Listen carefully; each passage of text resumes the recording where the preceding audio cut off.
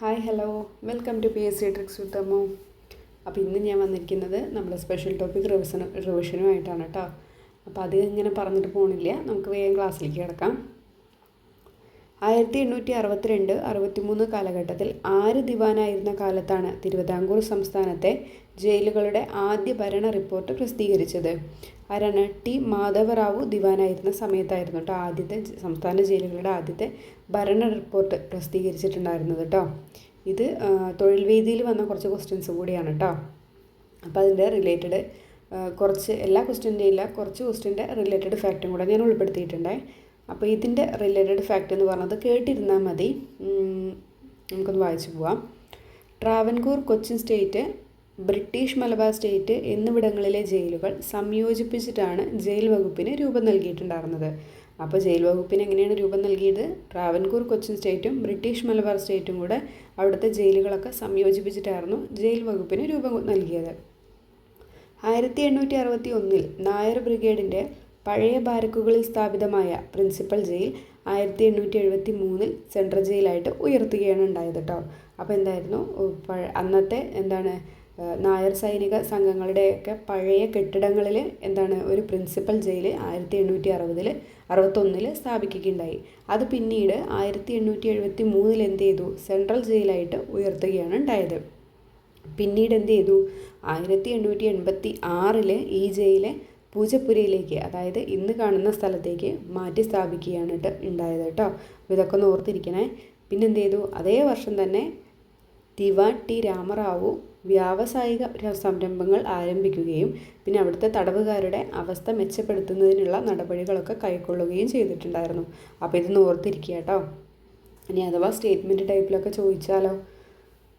ഇപ്പോൾ ടി മാധവറാവുവിന് ഇങ്ങനെ ഒരു ക്വസ്റ്റ്യൻ കണ്ടപ്പോഴേ ഇനി അഥവാ ഇതിങ്ങനെ സ്റ്റേറ്റ്മെൻറ്റ് ടൈപ്പിലൊക്കെ ചിലപ്പോൾ ചോദിക്കാം. അപ്പോൾ ഇതൊന്ന് ഓർത്തിരിക്കണേ. Kerala prisons and correctional services act 2010 section 2 പ്രകാരം പ്രായപൂർത്തിയായ തടവുകാരൻ എന്നാൽ 18 വയസ്സ് പൂർത്തിയായ ഏതെങ്കിലും തടവുകാരൻ, 18 വയസ്സിൽ കൂടുതൽ പ്രായമുള്ള ഏതെങ്കിലും തടവുകാരൻ, 20 വയസ്സ് പൂർത്തിയായ ഏതെങ്കിലും തടവുകാരൻ, 21 വയസ്സിൽ കൂടുതൽ പ്രായമുള്ള ഏതെങ്കിലും തടവുകാരൻ. ഏതാണ് ആൻസർ? 21 വയസ്സിൽ കൂടുതൽ പ്രായമുള്ള ഏതെങ്കിലും തടവുകാരനാണ്. നമ്മൾ ബോസ്റ്റൽ സ്കൂൾ 1995 സ്ഥാപിതമായിട്ടുള്ള ബോസ്റ്റൽ സ്കൂള് പഠിച്ചപ്പോൾ നമ്മൾ പറഞ്ഞിട്ടുണ്ടായിരുന്നു അല്ലേ, 18 മുതൽ 21 വരെ പ്രായമുള്ള കൗമാര കുറ്റവാളികളെ പാർപ്പിക്കുന്ന സ്ഥാപനമാണ് എന്തെന്ന് പറയുന്നത്? ബോസ്റ്റൽ സ്കൂള് എന്ന് പറയുന്നത്. അപ്പോൾ നമ്മുടെ Kerala prisons and correctional services act 2010 section 2 പ്രകാരം പ്രായപൂർത്തിയായ ഒരു തടവുകാരൻ എന്നാൽ 21 വയസ്സ് വരെയുള്ള തടവുകാരനാണ് കേട്ടോ. 21 വയസ്സിൽ കൂടുതൽ പ്രായമുള്ള ഏതെങ്കിലും തടവുകാരനാണ് പ്രായപൂർത്തിയായ ഒരു തടവുകാരൻ എന്ന് പറഞ്ഞാൽ. 21 വയസ്സിന് ശേഷമാണ് എന്ത് ചെയ്യുന്നത്? 21 വയസ്സിൽ കൂടിയാലാണ് എന്ത് ചെയ്യുന്നത്?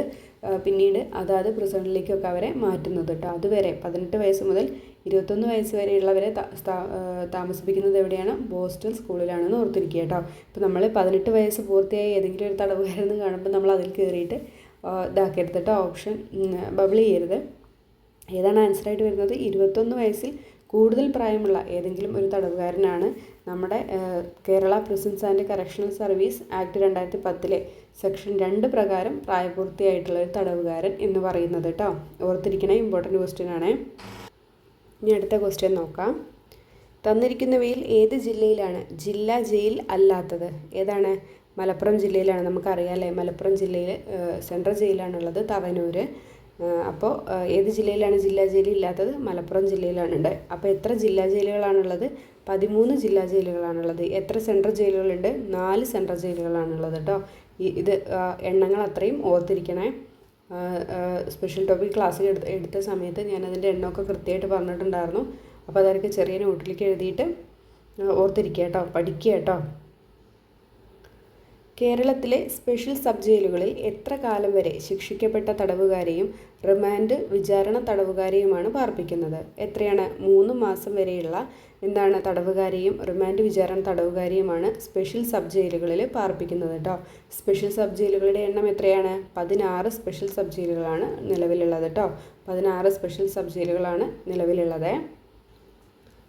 കേരളത്തിൽ നിലവിൽ എത്ര സബ് ജയിലുകളാണുള്ളത്? 16 സബ് ജയിലുകളാണുള്ളത് കേട്ടോ. 16 സബ് ജയിലുകളും 16 സ്പെഷ്യൽ സബ് ജയിലുകളാണ് കേട്ടോ നിലവിലുള്ളത്. ജില്ലാ ജയിൽ 13 എണ്ണമാണുള്ളത്. സെൻട്രൽ ജയിൽ 4 എണ്ണമാണുള്ളത് കേട്ടോ. നിലവിലെ ദേശീയ മനുഷ്യാവകാശ കമ്മീഷൻ ചെയർമാൻ ആരാണ്? ജസ്റ്റിസ് വി രാമസുബ്രഹ്മണ്യനാണ് നിലവിലെ ദേശീയ മനുഷ്യാവകാശ കമ്മീഷൻ ചെയർമാൻ എന്ന് പറയുന്നത് കേട്ടോ. ദേശീയ മനുഷ്യാവകാശ കമ്മീഷനെ തിരഞ്ഞെടുക്കുന്ന കമ്മിറ്റിയിലെ അംഗങ്ങളിൽ ഉൾപ്പെടുന്നവർ ആരെല്ലാം? ലോക്സഭാ സ്പീക്കർ, ലോക്സഭാ പ്രതിപക്ഷ നേതാവ്, രാജ്യസഭാ പ്രതിപക്ഷ നേതാവ്, രാജ്യസഭാ ഡെപ്യൂട്ടി ചെയർമാൻ, പ്രധാനമന്ത്രി, കേന്ദ്ര ആഭ്യന്തരമന്ത്രി കേട്ടോ. ഇത്രയും പേരാണ് ദേശീയ മനുഷ്യാവകാശ കമ്മീഷനെ തിരഞ്ഞെടുക്കുന്ന കമ്മിറ്റിയിൽ അംഗങ്ങളായിട്ടുള്ളത് കേട്ടോ. അപ്പോൾ ഇത് ആൻസർ ഡി ആണ്. 1, 2, 3, 4 വരുന്നുണ്ട് കേട്ടോ. ദേശീയ മനുഷ്യാവകാശ കമ്മീഷനെ തിരഞ്ഞെടുക്കുന്ന കമ്മിറ്റികളെക്കുറിച്ചൊക്കെ ഞാൻ കഴിഞ്ഞ ക്ലാസ്സിലൊക്കെ ഡീറ്റെയിൽ ആയിട്ട് പറഞ്ഞിട്ടുണ്ട്. കാണാത്തവരൊക്കെ ഒന്ന് കയറിയിട്ട് കാണണേ. ദേശീയ മനുഷ്യാവകാശ കമ്മീഷനിലെ ചെയർപേഴ്സൻ്റെയും അംഗങ്ങളുടെയും കാലാവധി ജോലിയിൽ പ്രവേശിച്ചത് മുതൽ ഡാഷ് വർഷത്തേക്കോ 70 വയസ്സ് പൂർത്തിയാവുന്നത് വരെയോ ഇവയിൽ ഏതാണോ ആദ്യം അതാണ്. എത്രയാണ്? 3 വർഷം. 3 വർഷം അല്ലെങ്കിൽ 70 വയസ്സാണ് ദേശീയ മനുഷ്യാവകാശ കമ്മീഷൻ്റെ കാലാവധി എന്ന് പറയുന്നത് കേട്ടോ. മനുഷ്യാവകാശ സംരക്ഷണ നിയമത്തിലെ ഏത് പ്രകാരമാണ് ഓരോ സംസ്ഥാനത്തിനും ആ സംസ്ഥാനവുമായി ബന്ധപ്പെട്ട മനുഷ്യാവകാശ കമ്മീഷൻ രൂപീകരിക്കാവുന്നത്? ഏതാണ്? സെക്ഷൻ 21 കേട്ടോ. സംസ്ഥാന മനുഷ്യാവകാശ കമ്മീഷനെ കുറിച്ച് പ്രതിപാദിക്കുന്ന അധ്യായം ഏതാണ്? അധ്യായം 5 ആണ്. അതിലുള്ള വകുപ്പാണ് കേട്ടോ. അതിൽ വരുന്ന വകുപ്പുകൾ എത്ര മുതൽ എത്ര വരെയാണ്? സെക്ഷൻ 21 മുതൽ 29 വരെയാണ് അധ്യായം 5-ലായിട്ടുള്ളത് കേട്ടോ. നമ്മൾ പറഞ്ഞു മനുഷ്യാവകാശ കമ്മീഷനിലെ ആകെ അധ്യായങ്ങളുടെ എണ്ണം എത്രയാണ്? 8 അധ്യായങ്ങളാണുള്ളത്. അതിൽ 5-ാമത്തെ അധ്യായത്തിലാണ് സംസ്ഥാന മനുഷ്യാവകാശ കമ്മീഷനെ കുറിച്ച് പ്രതിപാദിക്കുന്നത് കേട്ടോ. 21 മുതൽ 29 വകുപ്പുകളാണ് അതിൽ ഉൾപ്പെട്ടിരിക്കുന്നത്. അതിൽ 21-ാമത്തെ വകുപ്പിലാണ് സംസ്ഥാന മനുഷ്യാവകാശ കമ്മീഷനുകളുടെ രൂപീകരണവുമായി ബന്ധപ്പെട്ട സെക്ഷൻ എന്ന് പറയുന്നത് കേട്ടോ. അപ്പോൾ സംസ്ഥാന മനുഷ്യാവകാശ കമ്മീഷനുകളുടെ രൂപീകരണവുമായി ബന്ധപ്പെട്ട സെക്ഷൻ ഏതാണ്? സെക്ഷൻ 21 ആണ്. ഇങ്ങനെ തന്നെ ചോദിക്കണം എന്നില്ല. ഇങ്ങനെ ഈ രീതിയിൽ വേണമെങ്കിലും ചോദിക്കാം കേട്ടോ. മനുഷ്യാവകാശ സംരക്ഷണ നിയമത്തിലെ ഏത് പ്രകാരമാണ് ഓരോ സംസ്ഥാനത്തിനും ആ സംസ്ഥാനവുമായി ബന്ധപ്പെട്ട മനുഷ്യാവകാശ കമ്മീഷൻ രൂപീകരിക്കാവുന്നത്? ഇങ്ങനെ കേൾക്കുമ്പോൾ ചെറിയൊരു കൺഫ്യൂഷൻ വരും അല്ലേ? അപ്പോൾ ആൻസർ എത്ര തന്നെയാണ്? 21 ആണ്. സംസ്ഥാന മനുഷ്യാവകാശ കമ്മീഷനുകളുടെ രൂപീകരണവുമായി ബന്ധപ്പെട്ടുള്ള സെക്ഷൻ ഏതാണ്? 21 ആണ്. മറന്നു പോവല്ലേ, ഇമ്പോർട്ടൻ്റ് ആണ്. മനുഷ്യാവകാശ സംരക്ഷണ നിയമത്തിലെ സെക്ഷൻ 28 പ്രകാരം സംസ്ഥാന മനുഷ്യാവകാശ കമ്മീഷൻ വാർഷിക റിപ്പോർട്ട് സമർപ്പിക്കേണ്ടത് ആർക്കാണ്? സംസ്ഥാന സർക്കാരിനാണ് സംസ്ഥാന മനുഷ്യാവകാശ കമ്മീഷൻ വാർഷിക റിപ്പോർട്ടുകളൊക്കെ സമർപ്പിക്കേണ്ടത് കേട്ടോ. സംസ്ഥാന മനുഷ്യാവകാശ കമ്മീഷൻ്റെ വാർഷിക റിപ്പോർട്ടുമായി ബന്ധപ്പെട്ട സെക്ഷൻ ഏതാണ്? 28 ആണെന്ന് ഓർത്തിരിക്കുക കേട്ടോ. സംസ്ഥാന മനുഷ്യാവകാശ കമ്മീഷൻ്റെ വാർഷിക റിപ്പോർട്ടുമായി ബന്ധപ്പെട്ടിട്ടുള്ള സെക്ഷൻ ഏതാണ്? 28 ആണ് കേട്ടോ. അപ്പോൾ സംസ്ഥാന സർക്കാരിനാണ് നമ്മുടെ മനുഷ്യാവകാശ കമ്മീഷൻ വാർഷിക റിപ്പോർട്ടുകളൊക്കെ സമർപ്പിക്കേണ്ടത് കേട്ടോ. അവിടെയാണെങ്കിൽ എന്തായിരിക്കും? കേന്ദ്ര സർക്കാരിനായിരിക്കും. ദേശീയ തലത്തിലാണെങ്കിൽ കേന്ദ്ര സർക്കാരിനായിരിക്കും മനുഷ്യാവകാശ കമ്മീഷൻ വാർഷിക റിപ്പോർട്ടുകളൊക്കെ സമർപ്പിക്കേണ്ടത്. സാധാരണ നിലയിൽ വിവരാവകാശ നിയമപ്രകാരം ലഭിച്ച അപേക്ഷയിൽ എത്ര ദിവസത്തിനകം പബ്ലിക് ഇൻഫർമേഷൻ ഓഫീസർ വിവരം നൽകണം? എത്രയാണ്? അപേക്ഷ ലഭിച്ച് 30 ദിവസത്തിനകമാണ് പബ്ലിക് ഇൻഫർമേഷൻ ഓഫീസർ തിരിച്ച് വിവരം നൽകേണ്ടത് കേട്ടോ. ഇതൊക്കെ നമ്മൾ ബേസിക് ആയിട്ടുള്ള വിവരാവകാശ കമ്മീഷനിൽ ബേസിക് ആയിട്ട് പഠിക്കുന്ന കാര്യങ്ങളാണ്. പക്ഷേ ഇത് ഒരുപാട് റിപ്പീറ്റ് ആയിട്ട് വന്ന ക്വസ്റ്റ്യനുമാണ് അല്ലേ. അപ്പോൾ നമുക്ക് പബ്ലിക് ഇൻഫർമേഷൻ ഓഫീസർക്കാണെങ്കിൽ എത്ര ദിവസത്തിനകം കിട്ടണം? അപേക്ഷ ലഭിച്ച് 30 ദിവസത്തിനകമാണ് വിവരം നൽകേണ്ടത് കേട്ടോ. ഇനി നമുക്ക് അതുമായിട്ട് ബന്ധപ്പെട്ടിട്ടുള്ള സെക്ഷനും കൂടെ ഒന്ന് നോക്കാം. അപേക്ഷ തീർപ്പാക്കലിനെ കുറിച്ച് പ്രതിപാദിക്കുന്ന സെക്ഷൻ ഏതാണ്? സെക്ഷൻ 7 ആണ് കേട്ടോ. സെക്ഷൻ 7 ആണ്. അപേക്ഷ തീർപ്പാക്കലിനെ കുറിച്ച് പ്രതിപാദിക്കുന്ന സെക്ഷൻ 7 ആണ് കേട്ടോ. 7 എന്ന് ഓർത്തിരിക്കുക കേട്ടോ. 7 അപേക്ഷ തീർപ്പാക്കലിനെ കുറിച്ച് പ്രതിപാദിക്കുന്ന സെക്ഷനാണ് സെക്ഷൻ 7 എന്ന് പറയുന്നത്. ഇനി അപേക്ഷ സമർപ്പിച്ചത് അസിസ്റ്റന്റ് പബ്ലിക് ഇൻഫർമേഷൻ ഓഫീസർക്കാണെങ്കിൽ എത്ര ദിവസത്തിനുള്ളിലാണ് മറുപടി ലഭിക്കേണ്ടത്? 35 ദിവസമാണ് അല്ലേ. 35 ദിവസത്തിനുള്ളിലാണ് അസിസ്റ്റന്റ് പബ്ലിക് ഇൻഫർമേഷൻ ഓഫീസർക്കാണ് നമ്മൾ അപേക്ഷ സമർപ്പിച്ചതെങ്കിൽ മറുപടി ലഭിക്കേണ്ടത് 35 ദിവസമാണ് ഓർത്തിരിക്കുക. ഇനി ആവശ്യപ്പെടുന്ന വിവരം ഒരു വ്യക്തിയുടെ ജീവനെയും സ്വാതന്ത്ര്യത്തെയും സംബന്ധിച്ചിട്ടുള്ളതാണെങ്കിലോ 48 മണിക്കൂറിനുള്ളിൽ മറുപടി കൊടുത്തിരിക്കണം. ഒരു ആവശ്യപ്പെടുന്ന വിവരം ഒരു വ്യക്തിയുടെ ജീവനെയും സ്വാതന്ത്ര്യത്തെയും ഒക്കെ സംബന്ധിച്ചിട്ടുള്ളതാണെങ്കിൽ 48 മണിക്കൂറിനുള്ളിലാണ് മറുപടി കൊടുക്കേണ്ടത്. ഇനി മൂന്നാം കക്ഷിയുടെ വിവരം ഉൾപ്പെടുന്നുവെങ്കിൽ മറുപടി ലഭിക്കേണ്ടത് എപ്പോഴാണ്? 40 ദിവസത്തിനുള്ളിലാണ് കേട്ടോ. മൂന്നാമത്തെ കക്ഷിയുടെ വിവരം കൂടെ ഉൾപ്പെടുന്നു എന്നുണ്ടെങ്കിൽ മറുപടി കൊടുക്കേണ്ടത് എപ്പോഴാണ്? 40 ദിവസത്തിനുള്ളിലാണെന്ന് ഓർത്തിരിക്കുക. ഇനി മൂന്നാം കക്ഷിയോട് അഭിപ്രായം ആരായാൻ വേണ്ട സമയപരിധി എത്രയാണ്? 5 ദിവസമാണ് കേട്ടോ. മൂന്നാം കക്ഷിയോട് അഭിപ്രായം ചോദിക്കാൻ വേണ്ട സമയപരിധി എത്രയാണ്? 5 ദിവസമാണ്. മൂന്നാം കക്ഷിക്ക് മറുപടി നൽകാനുള്ള സമയപരിധി എത്രയാണ്? 10 ദിവസമാണ് കേട്ടോ. മൂന്നാം കക്ഷിക്ക് മറുപടി നൽകാനുള്ള സമയപരിധി എത്രയാണ്? 10 ദിവസമാണ്. ഇനി ആ ഒരു അപേക്ഷ വേറൊരു വിവരാധികാരിക്ക് കൈമാറണമെന്നുണ്ടെങ്കിൽ അതിൻ്റെ സമയപരിധി എത്രയാണ്? 5 ദിവസമാണ് കേട്ടോ. മൂന്നാം കക്ഷിയുടെ അഭിപ്രായം ചോദിക്കാൻ വേണ്ടതും ഈ അപേക്ഷ വേറൊരു വിവരാധികാരിക്ക് കൈമാറാനുമുള്ള സമയപരിധി 5 ദിവസമാണ് കേട്ടോ. 5 ദിവസമാണ്. അപ്പോൾ ഇത് ഇമ്പോർട്ടൻ്റ് ആയിട്ടുള്ള ടോപ്പിക്കാണ് കേട്ടോ. നമ്മൾ ഇൻഫർമേഷൻ ഓഫീസർക്കാണെങ്കിൽ 30 ദിവസത്തിനകമാണ് നമുക്ക് മറുപടി കൊടുക്കേണ്ടത്. പിന്നെന്താണ്, അസിസ്റ്റൻറ്റ് പബ്ലിക് ഇൻഫർമേഷൻ ഓഫീസർക്കാണെങ്കിൽ 35 ദിവസവും. പിന്നെ ആവശ്യപ്പെടുന്ന വിവരം ഒരാളുടെ ജീവനെയും സ്വാതന്ത്ര്യത്തെയും ഒക്കെ സംബന്ധിക്കുന്നതാണെങ്കിൽ 48 മണിക്കൂറിനുള്ളിലാണ് കേട്ടോ മറുപടി കൊടുക്കേണ്ടത്. പിന്നെ മൂന്നാം കക്ഷിയുടെ വിവരം ഉൾക്കൊള്ളുന്നുവെങ്കിൽ എന്താണ്, 40 ദിവസത്തിനുള്ളിലാണ് മറുപടി നൽകേണ്ടത്. പിന്നെ മൂന്നാം കക്ഷിയോട് അഭിപ്രായം ചോദിക്കാൻ വേണ്ട സമയപരിധിയും അപേക്ഷ മറ്റൊരു വിവരാധികാരിക്ക് കൈമാറാനുള്ള സമയപരിധിയും എത്രയാണ്? 5 ദിവസമാണ് കേട്ടോ. ഇനി ആ മൂന്നാം കക്ഷിക്ക് മറുപടി നൽകാനുള്ള സമയപരിധിയായിട്ട് പറയുന്നത് 10 ദിവസമാണ് കേട്ടോ. അപ്പോൾ ഇത്രയും ഇവിടെ നിന്ന് ഓർത്തിരിക്കണം കേട്ടോ. ഇത് സ്ഥിരമായിട്ട് ചോദിക്കുന്ന ക്വസ്റ്റ്യൻ ആണ്. ഇതിൻ്റെയൊക്കെ നോട്ട് ഞാൻ നാളെ ടെലിഗ്രാം ഗ്രൂപ്പിൽ ഇടാം കേട്ടോ. വിവരാവകാശ നിയമം 2005 സെക്ഷൻ 2F പ്രകാരം എന്തിനെക്കുറിച്ചാണ് പ്രതിപാദിക്കുന്നത്? വിവരാവകാശ നിയമം 2005 സെക്ഷൻ 2F എന്തിനെക്കുറിച്ചാണ് പറയുന്നത് എന്നാണ് ചോദിച്ചിരിക്കുന്നത്. എന്താണ്? വിവരം എന്നതിൻ്റെ നിർവചനമാണ് കേട്ടോ. 2005 സെക്ഷൻ 2F എന്ന് പറയുന്നത് വിവരം എന്നതിൻ്റെ നിർവചനമാണ് കേട്ടോ. 2F വിവരം എന്നതിൻ്റെ നിർവചനം. ഇനി വിവരാവകാശ നിയമത്തിലെ വകുപ്പുകളുടെ എണ്ണം എത്രയാണ്? 31 കേട്ടോ. നമ്മുടെ വിവരാവകാശ നിയമത്തിൽ എത്ര വകുപ്പുകളുണ്ടെന്ന് ചോദിച്ചാൽ എത്രയാണ്? 31 വകുപ്പുകളാണ് ഉള്ളത് കേട്ടോ. ഇനി നിർവചനങ്ങൾ അടങ്ങിയിരിക്കുന്ന സെക്ഷനാണ് സെക്ഷൻ 2 എന്ന് പറയുന്നത് കേട്ടോ. നിർവചനങ്ങൾ അടങ്ങിയിരിക്കുന്ന സെക്ഷൻ ഏതാണ്? സെക്ഷൻ 2 ആണ് കേട്ടോ. ഇനി നമുക്ക് അതിലുള്ള ഓരോ സെക്ഷൻസും ഒന്ന് നോക്കാം. ഇപ്പോൾ ചോദിച്ച 2F 2H അങ്ങനെയൊക്കെ ഒരുപാടുണ്ട്. അപ്പോൾ അത് നമുക്ക് ഇമ്പോർട്ടൻ്റ് ആയിട്ടുള്ളത് കുറച്ച് നോക്കാം. 2A എന്ന് പറയുന്നത് സമുചിത സർക്കാരിനെ കുറിച്ച് നിർവചിച്ചിരിക്കുന്ന സെക്ഷനാണ് കേട്ടോ. നിർവചനങ്ങൾ അടങ്ങിയിരിക്കുന്നതാണ് സെക്ഷൻ 2. അതിൽ 2A എന്താണ് പറയുന്നത്? സമുചിത സർക്കാരിന് കൊടുത്തിട്ടുള്ള നിർവചനങ്ങളാണ് പറയുന്നത്. ഇനി 2F എന്താണ്?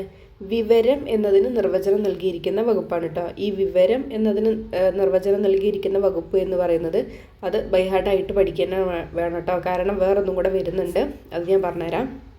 അപ്പോൾ 2F എന്താണ്? വിവരം എന്നതിന് നിർവചനം നൽകിയിരിക്കുന്ന വകുപ്പാണ്. 2H എന്താണ് പറയുന്നത്? പൊതു അധികാര സ്ഥാനം എന്നതിന് നിർവചനം നൽകിയിരിക്കുന്ന വകുപ്പാണ് 2H എന്ന് പറയുന്നത് കേട്ടോ. അപ്പോൾ 2H എന്താണ് നിർവചിച്ചിരിക്കുന്നത്? പൊതു അധികാര സ്ഥാനത്തെക്കുറിച്ചാണ് നിർവചിച്ചിരിക്കുന്നത്. ഇനി 2J ഇതാണ് ഞാൻ പറഞ്ഞത് കേട്ടോ. ഇത് 2J എന്താണ് പറയുന്നത്? വിവരാവകാശം എന്നതിന് നിർവചനം നൽകിയിരിക്കുന്ന വകുപ്പാണ് 2J എന്ന് പറയുന്നത്. പക്ഷേ 2F എന്താണ്? വിവരം എന്നതിന് നിർവചനം നൽകിയിരിക്കുന്ന വകുപ്പാണ് കേട്ടോ. അപ്പോൾ ഇത്രയും ഓർത്തിരിക്കണം, ഇത് ഇമ്പോർട്ടൻ്റ് ആണ് കേട്ടോ. ഈ 2Fഉം 2Jയും എന്താണ് കൺഫ്യൂഷൻ ആകാണ്ട് പഠിക്കുക കേട്ടോ. 2F എന്ന് പറയുന്നത് വിവരം എന്നതിന് നിർവചനം നൽകിയിരിക്കുന്ന വകുപ്പാണ്. 2J എന്ന് പറയുന്നത് എന്താണ്? വിവരാവകാശം എന്നതിന് നിർവചനം നൽകിയിരിക്കുന്ന വകുപ്പാണ്. അപ്പോൾ സെക്ഷൻ 2 എന്താണ് പറഞ്ഞിരിക്കുന്നത്? നിർവചനങ്ങൾ അടങ്ങിയിരിക്കുന്ന വകുപ്പാണ് സെക്ഷൻ 2 എന്ന് പറയുന്നത് കേട്ടോ. അതിലുള്ള നിർവചനങ്ങളൊക്കെ നമ്മൾ പഠിച്ചു കേട്ടോ. ഓരോന്നിനും ഓരോ സെക്ഷനും കൊടുത്തിരിക്കുന്ന നിർവചനങ്ങളൊക്കെ നമ്മൾ നോക്കി. ഇനി നോക്കൂ, വകുപ്പ് 3 അതിലെന്താണ്? വിവരാവകാശ നിയമത്തിലെ വ്യവസ്ഥകൾക്ക് വിധേയമായി എല്ലാ പൗരന്മാർക്കും വിവരാവകാശം ഉണ്ടായിരിക്കും എന്ന് പ്രതിപാദിക്കുന്ന വകുപ്പ് ഏതാണ്? 3 കേട്ടോ. വകുപ്പ് 3 എന്താണ് ഉൾക്കൊള്ളിച്ചിരിക്കുന്നത്? നമ്മുടെ വിവരാവകാശ നിയമത്തിലെ വ്യവസ്ഥകൾക്ക് വിധേയമായിട്ട് എന്താണ്? എല്ലാ പൗരന്മാർക്കും വിവരാവകാശം ഉണ്ടായിരിക്കും എന്നതാണ് കേട്ടോ അതിൽ പറയുന്നത്. വകുപ്പ് 3 കേട്ടോ. ഇനി പൊതു അധികാര സ്ഥാനങ്ങളുടെ കടമകളെ പറ്റി പ്രതിപാദിക്കുന്ന വകുപ്പ് ഏതാണ്? അത് 4 കേട്ടോ. വകുപ്പ് 4 എന്താണ് പറഞ്ഞിരിക്കുന്നത്? പൊതു അധികാര സ്ഥാനങ്ങളുടെ കടമകളെക്കുറിച്ച് ഉൾക്കൊള്ളിച്ചിരിക്കുന്നതാണ് വകുപ്പ് 4 എന്ന് പറയുന്നത് കേട്ടോ. അപ്പോൾ 3ഉം 4ഉം ഒന്ന് നോക്കുക. രണ്ടാമത്തെ ഞാൻ പറഞ്ഞു നിർവചനങ്ങൾ അടക്കിയിരിക്കുന്ന സെക്ഷനാണ് സെക്ഷൻ 2 എന്ന് പറയുന്നത്.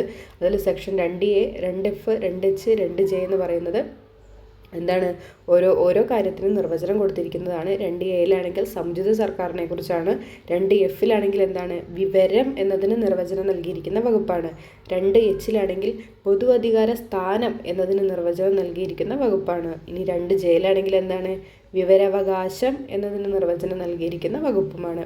അപ്പോൾ ഇത്രയും കാര്യങ്ങൾ ഈ ഒരു ക്വസ്റ്റ്യനുമായിട്ട് ഇവിടെ ഓർത്തിരിക്കണേ.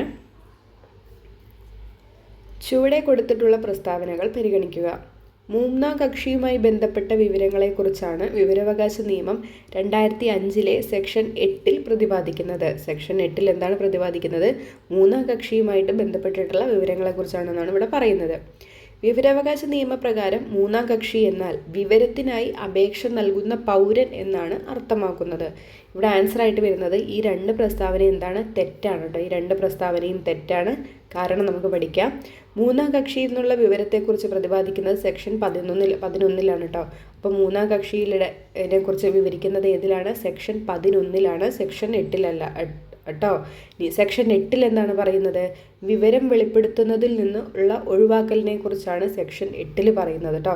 നമ്മൾ പഠിച്ചിട്ടുണ്ടായിരുന്നു, നമ്മുടെ വിവരാവകാശ നിയമത്തിൽ നിന്ന് കുറേ സ്ഥാപനങ്ങളെയൊക്കെ ഒഴിവാക്കിയിട്ടുണ്ട്. അപ്പോൾ അതിനെക്കുറിച്ച് പറയുന്ന സെക്ഷനാണ് സെക്ഷൻ 8 എന്ന് പറയുന്നത്. എന്നാൽ മൂന്നാം കക്ഷിയെക്കുറിച്ച് പറയുന്ന സെക്ഷൻ ഏതാണ്? പ്രതിപാദിക്കുന്ന സെക്ഷൻ ഏതാണെന്ന് ചോദിച്ചാൽ സെക്ഷൻ 11 കേട്ടോ. ഇനി എന്താണ് മൂന്നാം കക്ഷി എന്നാൽ? വിവരം ആവശ്യപ്പെടുന്ന പൗരൻ അല്ലാത്ത വ്യക്തിയോ അല്ലെങ്കിൽ വിവരം കൈകാര്യം ചെയ്യുന്ന പൊതു അതോറിറ്റി അല്ലാത്ത മറ്റൊരു പൊതു അതോറിറ്റിയോ ആണ് ഈ മൂന്നാം കക്ഷിയായിട്ട് വിവരാവകാശ നിയമപ്രകാരം പറയുന്നത് കേട്ടോ. അപ്പോൾ എന്താണ് മൂന്നാം കക്ഷി എന്ന് പറഞ്ഞാൽ നമ്മുടെ വിവരം അവകാശപ്പെടുന്ന പൗരൻ അല്ലാത്ത വ്യക്തി, അയാളെന്നെ എന്താണ് മൂന്നാം കക്ഷി എന്ന് പറയാൻ കഴിയില്ല. പിന്നെ ആരാണോ ആ വിവരം കൈകാര്യം ചെയ്യുന്ന പൊതു അതോറിറ്റി അവരുമല്ല, അവരും ഉൾപ്പെടാൻ പാടില്ല.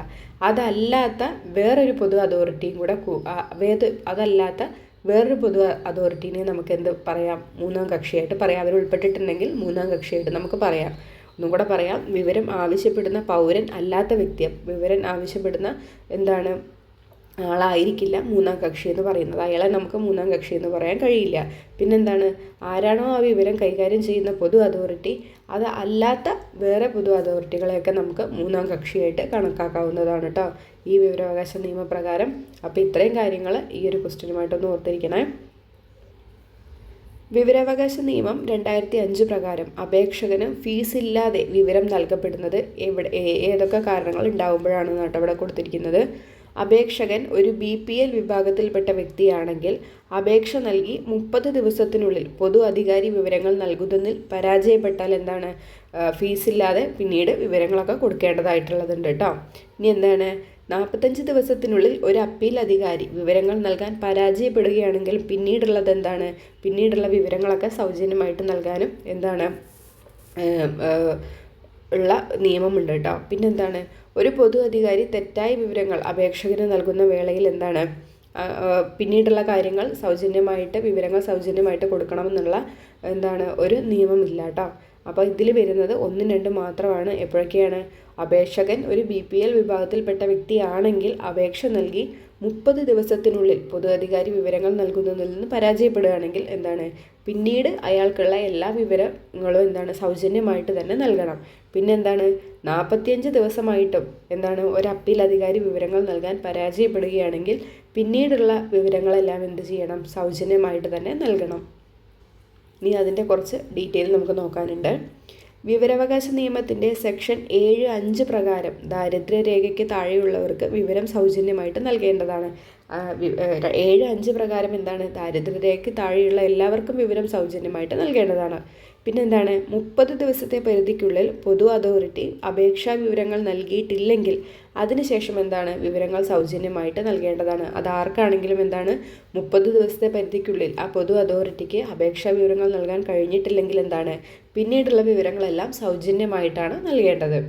മൂന്നാം കക്ഷി വിവരങ്ങളുടെ കാര്യത്തിൽ വിവരാവകാശ അപേക്ഷ സമർപ്പിച്ച് 40 ദിവസത്തിനുള്ളിൽ വിവരങ്ങൾ നൽകിയിട്ടില്ലെങ്കിൽ അതിനുശേഷം എന്താണ്?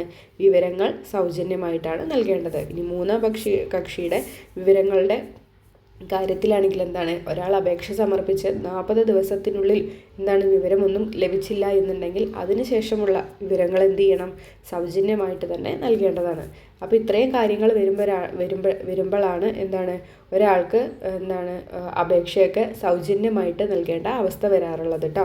അപ്പോൾ ഇത് 3 ഓർത്തിരിക്കുക. നേരത്തെ ആ 2 പറഞ്ഞ കാര്യങ്ങളുണ്ടല്ലോ, ഈ ക്വസ്റ്റ്യനിൽ പറഞ്ഞിട്ടുള്ള 2 കാര്യങ്ങളും കൂടെ ചേർത്ത് തന്നെ പഠിക്കുക കേട്ടോ. ശരിയായിട്ടുള്ളത് ചേർത്ത് തന്നെ പഠിക്കുക. വിവരാവകാശ നിയമത്തിലെ സെക്ഷൻ 8 പ്രകാരം വിവരം വെളിപ്പെടുത്തലിൽ നിന്ന് ഒഴിവാക്കിയവയിൽ പെടുന്നത് ഏതാണ്? വിദേശ സർക്കാരിൽ നിന്ന് ലഭിച്ചിട്ടുള്ള രഹസ്യ വിവരം അന്വേഷണത്തിൻ്റെയോ കുറ്റവാളികളുടെ അറസ്റ്റിൻ്റെയോ പ്രോസിക്യൂഷൻ്റെയോ നടപടിക്രമത്തിന് തടസ്സപ്പെടുത്തുമെന്നുള്ള വിവരം. ഇവിടെ രണ്ടും എന്താണ്, ഈ വിവരം വെളിപ്പെടുത്തലിൽ നിന്ന് ഒഴിവാക്കിയിട്ടുള്ള കാര്യങ്ങളാണ് അല്ലേ. നമുക്ക് അതിൻ്റെ ഞാൻ ഡീറ്റെയിൽ ആയിട്ട് ഞാൻ വിവരാവകാശ കമ്മീഷൻ ഇപ്പോഴത്തെ ക്ലാസ് ഇടും. അപ്പോൾ നമുക്ക് അതിൻ്റെ കാര്യങ്ങൾ ഡീറ്റെയിൽ ആയിട്ട് പറയാം കേട്ടോ. അത് ഇത്തിരി ഉണ്ട് പറയാൻ. അപ്പോൾ ഈ ക്ലാസ്സിൽ ഞാൻ ഉൾപ്പെടുത്തിയിട്ടില്ല. ഞാൻ എന്തായാലും വിവരാവകാശ കമ്മീഷൻ്റെ ക്ലാസ്സുകൾ ഇടും. അപ്പോൾ നമുക്കതിൽ പഠിക്കാം കേട്ടോ. ഇനി പഠിച്ചവരാണെങ്കിൽ വളരെ നന്ദി കേട്ടോ, വളരെ നല്ലത്. എല്ലാവരും പഠിച്ചിട്ടുണ്ടാവും, ഞാനും പഠിച്ചിട്ടുണ്ട്. എന്നാലും പറയാം, നമുക്കൊരു റിവിഷൻ പോലെ ഒന്നും കൂടെ അത് ക്ലാസ് വയ്ക്കാം കേട്ടോ. മനുഷ്യൻ്റെ വികാസത്തെ അടിസ്ഥാനപരമായി സ്വാധീനിക്കുന്ന ഘടകങ്ങൾ ജന്മവാസനകളാണെന്ന് സിദ്ധാന്തിച്ച മനഃശാസ്ത്രകാരൻ ആരാണ്?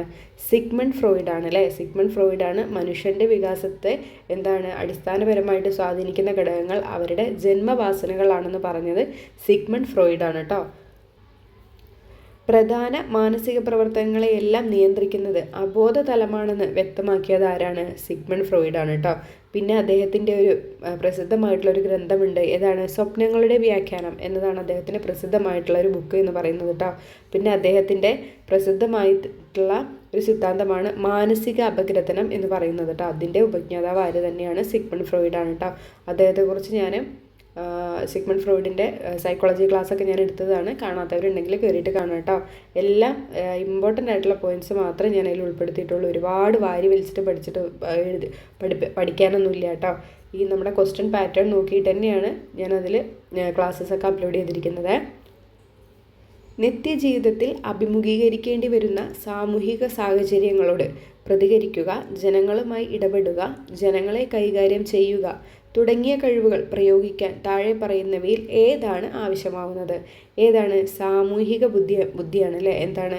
സാമൂഹിക സാഹചര്യങ്ങളോട് പ്രതികരിക്കാൻ. ജനങ്ങളെന്ന് പറയുമ്പോൾ എന്താണ്? സമൂഹമായി. പിന്നെ ജനങ്ങളെ കൈകാര്യം ചെയ്യുക എന്ന് പറഞ്ഞത് സമൂഹത്തെ കൈകാര്യം ചെയ്യുന്ന ഇതാണല്ലേ, പ്രക്രിയയാണ്. അപ്പോൾ എന്താണ് ഇവിടെ? സാമൂഹിക ബുദ്ധിയാണ് അതിന് വേണ്ടിയിട്ട് ഉപയോഗിക്കേണ്ടത്. ഈ വൈകാരിക ബുദ്ധി, വ്യക്തിയാന്തര ബുദ്ധി, ഭാഷാപര ബുദ്ധി ഇതെല്ലാം ഞാൻ ക്ലാസ് എടുത്തിട്ടുള്ളതാണ്. കാണാത്തവരുണ്ടെങ്കിൽ ഒന്ന് കയറിയിട്ട് കാണണം കേട്ടോ. ഇത് ക്വസ്റ്റ്യൻ വരുന്നൊരു ടോപ്പിക്കാണ് കേട്ടോ ഇതെന്ന് പറയുന്നത്. പൊതുവഴിയിലൂടെ നടന്നു പോകുന്ന ഒരാൾക്ക് വഴിയിൽ നിന്ന് സ്വർണ്ണമാല കിട്ടുന്നു. ആ മാല തൻ്റേതല്ലെന്നും അതിൻ്റെ യഥാർത്ഥ അവകാശിയിൽ എത്താനുള്ള നടപടികൾ സ്വീകരിക്കണമെന്നും അയാളെ പ്രേരിപ്പിക്കുന്ന വ്യക്തിത്വത്തിൻ്റെ ഘടകം ഏതെന്നാണ് ചോദിച്ചിരിക്കുന്നത്. ഏതാണ്? സൂപ്പർ ഈഗോ ആണ് കേട്ടോ. ഇത് ഞാൻ ആദ്യം ഇട്ട ക്ലാസ്സാണ് കേട്ടോ. ഇത് ഇമ്പോർട്ടൻ്റ് ആണ്. ഇത് ഈഗോ, സൂപ്പർ ഈഗോ എന്ന് പറയുന്നത്. അപ്പോൾ എന്താണ്? അത് സമൂഹത്തിൻ്റെ നന്മയ്ക്ക് വേണ്ടിയിട്ട് ഉൾക്കൊള്ളുന്ന നമ്മുടെ ഒരു ഘടകമാണ് സൂപ്പർ ഈഗോ എന്ന് പറയുന്നത് കേട്ടോ. അതൊക്കെ ഞാൻ ഡീറ്റെയിൽ ആയിട്ട് അതിൽ ക്ലാസ് എടുത്തിട്ടുണ്ട്. കാണാത്തവരുണ്ടെങ്കിൽ ഒന്ന് കയറിയിട്ട് കാണാം കേട്ടോ. ഒരു കീഴ് ജീവനക്കാരൻ തനിക്കുണ്ടായ പിഴവിന് കാരണം മേലുദ്യോഗസ്ഥൻ ആണെന്ന് ഉറപ്പിച്ചു പറയുന്നു. തൻ്റെ വീഴ്ചയെ ന്യായീകരിക്കാനുള്ളൊരു തന്ത്രമാണിത്. ഇത് ഏതു പേരിലാണ് അറിയപ്പെടുന്നത്? Repression, regression, projection, displacement. പ്രൊജക്ഷനാണ് ഇവിടെ ആൻസറായിട്ട് വരുന്നത്. പ്രൊജക്ഷൻ എന്താണ്? പ്രക്ഷേപണമാണ്. നമ്മൾ സമായോജന തന്ത്രങ്ങൾ എല്ലാം ക്ലാസ് എടുത്തതാണ്. കാണാത്തവർ കൂട്ടുകാരുണ്ടെങ്കിൽ ഒന്ന് കയറിയിട്ട് കണ്ടിട്ട് മനസ്സിലാക്കുക കേട്ടോ. ഇമ്പോർട്ടൻ്റ് ആണ്. ഇത് പ്രക്ഷേപണമാണ് ഒരുപാട് ചോദിച്ച് കണ്ടിട്ടുള്ളത്, അഥവാ പ്രൊജക്ഷൻ കേട്ടോ. അപ്പോൾ ഇവിടെ എന്താണ് നമ്മളുടെ തെറ്റ് മറയ്ക്കാൻ വേണ്ടിയിട്ട് വേറൊരാളുടെ തലയിൽ കുറ്റമിടുകയാണ്. അതിനെയാണ്, അങ്ങനെയുള്ളൊരു സ്വഭാവത്തെയാണ് പ്രക്ഷേപണം അഥവാ പ്രൊജക്ഷൻ എന്ന് പറയുന്നത് കേട്ടോ. നമ്മളിത് ക്ലാസ് എടുത്തപ്പോൾ പറഞ്ഞതാണ്. അപ്പോൾ ഇതിൻ്റെ ഇംഗ്ലീഷും കൂടെ നമുക്കൊന്ന് അറിഞ്ഞിരിക്കാം. ഇനിയിപ്പോൾ എങ്ങനെയെങ്ങാനും ചോദിച്ചാലോ. അപ്പോൾ നോക്കൂ, എന്താണ് റിപ്രഷൻ എന്ന് പറഞ്ഞാൽ? എന്താണ്? അടിച്ചമർത്തലാണ് കേട്ടോ. റിപ്രഷൻ എന്ന് പറഞ്ഞാൽ അടിച്ചമർത്തുന്ന സമായോജന തന്ത്രമാണ്. ഈ അടിച്ചമർത്തലിൽ തന്നെയുണ്ട് നമുക്ക് സങ്കടകരമായിട്ടുള്ള എന്തെങ്കിലും ഒരു കാര്യങ്ങൾ ഉണ്ടാകുമ്പോൾ നമ്മൾ അതിനെന്ത് ചെയ്യും? മറക്കാൻ വേണ്ടിയിട്ടോ അല്ലെങ്കിൽ നമുക്ക് നമ്മുടെ ലൈഫിലുടനീളം അത് കൊണ്ടുപോകാൻ ഇഷ്ടമില്ലാത്തതുകൊണ്ട് നമ്മൾ എന്ത് ചെയ്യും, അതിനെ ബോധപൂർവം നമ്മുടെ അബോധ തലത്തിലേക്ക് തള്ളിവിടുന്ന ഒരു പ്രക്രിയയ്ക്ക് പറയുന്ന പേരാണ് റിപ്രഷൻ അഥവാ അടിച്ചമർത്തൽ എന്ന് പറയുന്നത് കേട്ടോ. ഇനി റിഗ്രഷൻ എന്താണ്? റിഗ്രഷൻ എന്ന് പറഞ്ഞാൽ എന്താണ്? പിൻവാങ്ങലാണ് കേട്ടോ. റിഗ്രഷൻ എന്നാൽ പിൻവാങ്ങലാണ്. ഏത് പ്രശ്നങ്ങളുണ്ടായാലും അതിൽ നിന്നെല്ലാം എന്താണ്? പിൻവാങ്ങി പോവുക. ആ ഒരു സ്വഭാവത്തെ പറയുന്നതാണ് റിഗ്രഷൻ എന്ന് പറയുന്നത് കേട്ടോ. ഇതെല്ലാം ക്ലാസ്സിൽ ഡീറ്റെയിൽ ആയിട്ട് എടുത്തതാണ്. ഇനി പ്രൊജക്ഷൻ, അതാണ് ഇപ്പോൾ നമ്മൾ പറഞ്ഞത്, പ്രക്ഷേപണം കേട്ടോ. എന്താണ്? നമ്മളുടെ തെറ്റ് മറയ്ക്കാൻ വേണ്ടിയിട്ട് നമ്മൾ എന്ത് ചെയ്യും, വേറൊരാളുടെ തലയിൽ പെട്ടെന്ന് കുറ്റയിടും. അതിനെയാണ്, ആ ഒരു സ്വഭാവത്തെയാണ് പ്രക്ഷേപണം അഥവാ പ്രൊജക്ഷൻ എന്നുകൊണ്ട് ഉദ്ദേശിക്കുന്നത് കേട്ടോ. ഇനി ഡിസ്പ്ലേസ്മെൻറ്റ്, എന്താണ് ഡിസ്പ്ലേസ്മെൻറ്റ്? ഇത് സ്ഥാനമാറ്റമല്ല കേട്ടോ, ആദേശം ചെയ്യൽ എന്നതാണ് കേട്ടോ അതിൻ്റെ കറക്റ്റായിട്ടുള്ള വേർഡ് എന്ന് പറയുന്നത്. ആദേശം ചെയ്യലാണ്. ഡിസ്പ്ലേസ്മെൻറ്റിൻ്റെ കറക്റ്റായിട്ടുള്ള വേർഡ് ആദേശം ചെയ്യൽ എന്നാണ് കേട്ടോ. ഇത് വേണ്ടേ. ഡിസ്പ്ലേസ്മെൻറ്റിൻ്റെ കറക്റ്റ് വേർഡ് എന്താണ്? ആദേശം ചെയ്യൽ. എന്താണ്? യഥാർത്ഥ പ്രേരകത്തിൻ്റെ കാരണം മറച്ചു വെച്ചിട്ട് പിന്നെ എന്ത് ചെയ്യും, നമ്മൾ വേറൊരു സ്വഭാവം കാണിക്കുന്നതിനെയാണ് ആദേശം ചെയ്യൽ എന്നതുകൊണ്ട് ഉദ്ദേശിക്കുന്നത്. നമ്മൾ ക്ലാസ് എടുത്തപ്പോൾ പറഞ്ഞിട്ടുണ്ടായിരുന്നു, എന്താണ്, മക്കളുടെ അടുത്തുള്ള ദേഷ്യമൊക്കെ ഈ അധ്യാപകർ എന്ത് ചെയ്യും, അവരെ സ്കൂളിൽ വന്നിട്ട് അവരെ വിദ്യാർത്ഥികളുടെ അടുത്ത് തീർക്കും. നമ്മളപ്പോൾ പറഞ്ഞിട്ടുണ്ടായിരുന്നു അല്ലേ. ആ ഒരു സ്വഭാവത്തെ, അല്ലെങ്കിൽ നമ്മൾ തന്നെ നമുക്കൊരു സങ്കടം ഉണ്ടാവുകയാണെങ്കിൽ നമ്മൾ എന്ത് ചെയ്യും, അത് മറച്ചു വെച്ചിട്ട് നമ്മളുടെ വീട്ടിലുള്ളവരോടൊക്കെ എന്ത് ചെയ്യും, ദേഷ്യപ്പെടും. അല്ലെങ്കിൽ എന്ത് ചെയ്യും, അവർ ചെയ്യുന്ന എല്ലാത്തിനും കുറ്റം കണ്ടുപിടിക്കും. അതൊക്കെ ഒരു തരം എന്താണ്, സമായോജന തന്ത്രങ്ങളാണ്. ആ ഒരു എന്താണ് സ്വഭാവത്തെ, അല്ലെങ്കിൽ ആ ഒരു എന്താണ് ഒരു സ്വഭാവത്തെ പറയുന്നതാണ് ആദേശം ചെയ്യൽ അഥവാ ഡിസ്പ്ലേസ്മെൻറ്റ് എന്നതുകൊണ്ട് ഉദ്ദേശിക്കുന്നത് കേട്ടോ. അപ്പോൾ ഈ സമായോജന തന്ത്രങ്ങൾ ഡീറ്റെയിൽ ആയിട്ട് പഠിച്ച് തന്നെ ഇരിക്കണം, ഇമ്പോർട്ടൻ്റ് ആണ്. പൊതുവെ സൈക്കോളജിയിൽ ഒരുപാട് ചോദിച്ചു കണ്ടിട്ടുള്ളതാണ് ഈ സമായോജന തന്ത്രങ്ങൾ എന്ന് പറയുന്നത്. ബുദ്ധി എന്നത് ഒരൊറ്റ പൊതു കഴിവല്ല, മറിച്ച് വ്യത്യസ്തമായ പരസ്പരം ബന്ധമില്ലാത്ത കഴിവുകളുടെ ഒരു ശേഖരമാണെന്ന് ബാധിക്കുന്ന ബഹുമുഖ ബുദ്ധി സിദ്ധാന്തം തിയറി ഓഫ് മൾട്ടിപ്പിൾ ഇൻ്റലിജൻസ് ആരാണ് വികസിപ്പിച്ചെടുത്തത്? ഹൊവാർഡ് ഗാർഡനറാണ്. ഇത് ഞാൻ ക്ലാസ് എടുത്തപ്പോൾ പറഞ്ഞിട്ടുണ്ടായിരുന്നു. സിഗ്മണ്ട് ഫ്രോയിഡും ഹൊവാർഡ് ഗാർഡനറും വളരെ ഇമ്പോർട്ടൻ്റ് ആയിട്ടുള്ള ഒരു വ്യക്തികളാണ് കേട്ടോ. നമ്മുടെ സൈക്കോളജി പഠിക്കുമ്പോൾ ഇവർ രണ്ടാളും അതിലൊരുപാട് ഇമ്പോർട്ടൻ്റ് ആയിട്ടുള്ള രണ്ട് വ്യക്തികളാണ്. അപ്പോൾ ഇവരുമായിട്ടുള്ള കാര്യങ്ങളൊക്കെ ഞാൻ ക്ലാസ്സിൽ ഇട്ടിട്ടുണ്ട് കേട്ടോ. ഹൊവാർഡ് ഗാർഡനറിൻ്റെ ബഹുമുഖ ബുദ്ധി സിദ്ധാന്തം ഇമ്പോർട്ടൻ്റ് ആണ്. അതാണിപ്പോൾ നമ്മൾ നേരത്തെ പറഞ്ഞല്ലോ, ഏതാണ് വൈകാരിക ബുദ്ധി, എന്താണ് വ്യക്തിയാന്തര ബുദ്ധി, സാമൂഹിക ബുദ്ധി, ഭാഷാപര ബുദ്ധി, അങ്ങനെ കുറേ ഉണ്ട്. സംഗീതപരമായിട്ടുള്ള ബുദ്ധി, അതൊക്കെ നമ്മൾ ക്ലാസ് എടുത്തതാണ്. ഇതാണ് ബഹുമുഖ ബുദ്ധി സിദ്ധാന്തം എന്ന് പറയുന്നത് കേട്ടോ, ഹൊവാർഡ് ഗാർഡനറിൻ്റെ. അപ്പോൾ ഇന്നത്തെ ക്ലാസ്സിൽ നമ്മൾ ഇത്രയൊക്കെയാണ് ചർച്ച ചെയ്തിട്ടുള്ളത്. എല്ലാവർക്കും ക്ലാസ് യൂസ്ഫുള്ളായി എന്ന് വിചാരിക്കുന്നു കേട്ടോ. ഇഷ്ടമാവുകയാണെങ്കിൽ നിങ്ങളൊന്ന് ലൈക്ക് ചെയ്യാനും പിന്നെ നിങ്ങളുടെ അഭിപ്രായങ്ങളൊന്ന് കമൻറ്റ് ചെയ്യാനും മറക്കരുത് കേട്ടോ. പിന്നെന്താണ്, ഇതിൻ്റെ ഇങ്ങനെ ഓരോ ക്വസ്റ്റ്യൻസ് ആയിട്ട് ഇങ്ങനെ വർക്കൗട്ട് ചെയ്ത് പോവുക, ഇതായിരിക്കും നല്ലത്. കാരണം നമുക്ക് ക്വസ്റ്റ്യൻ വരുന്നൊരു പാറ്റേൺ മനസ്സിലാക്കാൻ പറ്റും. പിന്നെ നമുക്ക് അതിൻ്റെ ഡീറ്റെയിൽ ആയിട്ടുള്ള കുറച്ച് കാര്യങ്ങളും ഇങ്ങനെ അറിഞ്ഞറിഞ്ഞ് പോവാം. അപ്പോൾ നമുക്ക് ഒരുപാട് നോളേജ് കിട്ടും കേട്ടോ. നമുക്കിങ്ങനെ പോവാം, ഇതായിരിക്കും നല്ലത്. പിന്നെന്താ പറയാനുള്ളത്, എന്തെങ്കിലും തെറ്റൊക്കെ ഉണ്ടെങ്കിൽ ക്ഷമിച്ച് പോവാം കേട്ടോ. നിങ്ങൾക്ക് കണ്ടൻറ്റ് കിട്ടിയില്ല, നിങ്ങൾക്ക് പഠിക്കാനുള്ള കാര്യങ്ങൾ കിട്ടിയിട്ടുണ്ടെങ്കിൽ അത് മാത്രം നിങ്ങളെടുക്കുക, ബാക്കിയുള്ളതൊക്കെ തള്ളിവിടുക കേട്ടോ. പിന്നെ ഇഷ്ടമാവുന്നവർ മാത്രം വീഡിയോസ് കണ്ടാൽ മതിയേ. പിന്നെന്താണ്, പുതിയ കൂട്ടുകാരുണ്ടെങ്കിൽ ഒന്ന് സബ്സ്ക്രൈബ് ചെയ്ത് സപ്പോർട്ട് ചെയ്തേക്കണേ. ഇനി നിങ്ങൾക്ക് എൻ്റെ വീഡിയോസൊക്കെ കാണാൻ താല്പര്യം ഉണ്ടെന്നുണ്ടെങ്കിൽ ആ ബെൽ ബട്ടൺ ഒന്ന് എനേബിൾ ചെയ്താൽ മതി കേട്ടോ. ഇതിപ്പോൾ യൂട്യൂബ് കണ്ടുകൊണ്ടിരിക്കുന്ന ഒരാളോടും ബെൽ ബട്ടനെ കുറിച്ച് പറയേണ്ട ആവശ്യമില്ല, എന്നാലും ഞാൻ പറഞ്ഞതേ ഉള്ളൂ കേട്ടോ. അപ്പോൾ അങ്ങനെയൊക്കെയാണ് കാര്യങ്ങൾ. എല്ലാവരും നല്ല അടിപൊളിയായിട്ട് പഠിക്കുക. ഇനി നമുക്ക് അധികം ദിവസമില്ല നമ്മുടെ മുന്നിൽ, മാക്സിമം റിവിഷന് വേണ്ടിയിട്ട് യൂട്ടിലൈസ് ചെയ്യുക കേട്ടോ.